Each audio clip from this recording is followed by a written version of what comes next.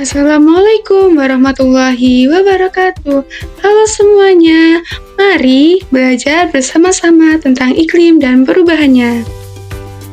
Capaian pembelajaran menghasilkan solusi untuk masalah yang berkaitan dengan pelestarian sumber daya alam sebagai upaya mitigasi perubahan iklim. Tujuan pembelajaran 1. Peserta didik mampu menjelaskan pengertian iklim secara tepat. 2. Peserta didik mampu menjelaskan pengertian dan proses perubahan iklim secara tepat. Yang terakhir, peserta didik mampu memberikan contoh dampak perubahan iklim secara logis dan faktual. Ada yang tahu apa itu iklim? Iklim adalah rata-rata cuaca di suatu tempat dalam waktu beberapa dekade.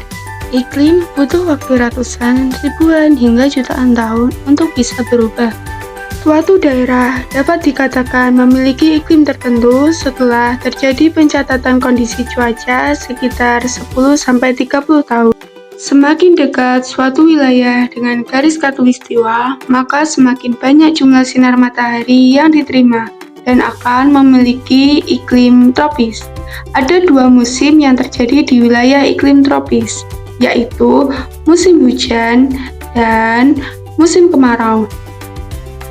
Sebaliknya, apabila suatu kawasan memiliki jarak yang jauh dari khatulistiwa, maka semakin sedikit jumlah matahari yang akan diterima. Salah satunya memiliki iklim subtropis. Subtropis memiliki 4 musim, yaitu musim panas, musim semi, musim gugur, dan musim dingin.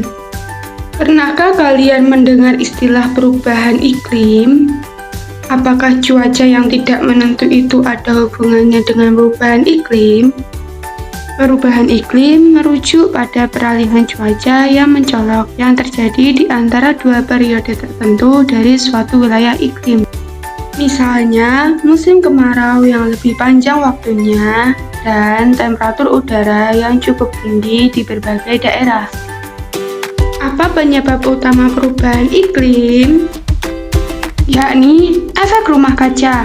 Seperti yang kalian ketahui, bumi dilapisi oleh lapisan atmosfer. Ada gas-gas seperti karbon dioksida yang menahan panas matahari di atmosfer bumi. Melalui proses terjadinya efek rumah kaca, terdapat partikel gas yang melayang di antara bumi dan lapisan atmosfer. Hal ini mengakibatkan panas bumi memantul dan harus dibawa keluar. Jika efek rumah kaca terjadi secara alami, maka sedikit panas yang terjebak dan lebih banyak panas yang dikeluarkan ke angkasa. Sebaliknya, jika efek rumah kaca ditambah dengan peningkatan kegiatan emisi manusia, maka lebih banyak panas yang terjebak dan lebih sedikit panas yang dikeluarkan ke angkasa. Emangnya peningkatan kegiatan emisi manusia itu apa saja ya? Yang pertama ada gas buang industri dan kendaraan. Kedua, kerusakan fungsi hutan. Yang ketiga ada penggunaan klorofluorkarbon atau CFC. Yang terakhir, gas metana dari kotoran ternak.